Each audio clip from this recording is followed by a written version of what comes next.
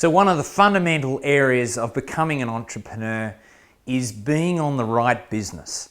I always use an analogy for this of being on the right horse. If you think about it, you cannot physically win the Melbourne Cup or the Kentucky Derby if you're on a Clydesdale. They're a beautiful horse, but they're just physically not going to be able to win that race. So doing a good job of buying the right business up front and acquiring the right business is fundamental.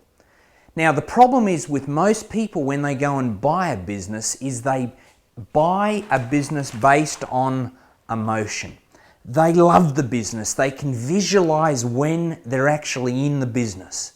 And normally when emotion goes up, I know intelligence goes down. And that's a bad idea when you're buying a business to have not enough intelligence.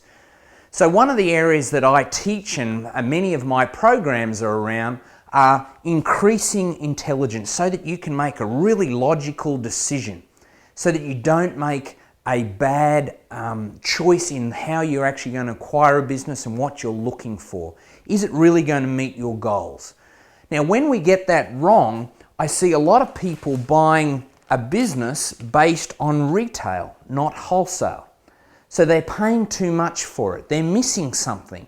Now, I know one thing, and you might want to write this down, that any good payback and the money to be made on an acquisition is made on the front end, not the back end of the deal.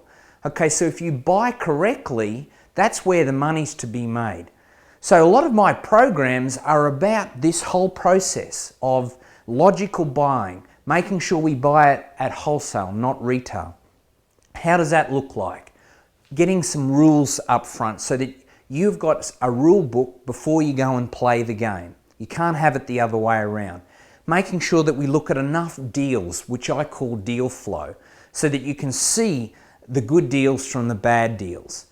Making sure that once you actually get a deal in your sights, that you can know what to say to the broker, know what to say to the sellers, so that you can make an informed decision and get the truth from that process. Then what do you do when you actually want to do the due diligence? Yes, I know the accountant will probably do a financial due diligence, but what are you doing? Also, then how to negotiate that deal. And finally, what do you do when you've actually bought the business? How do you play the first 90 days? How do you play the first 12 months of owning that particular business? So a lot of our programs and my teachings around this is making sure that you can do this right. Either way, I want to help you to make the judged decision with you buying a business.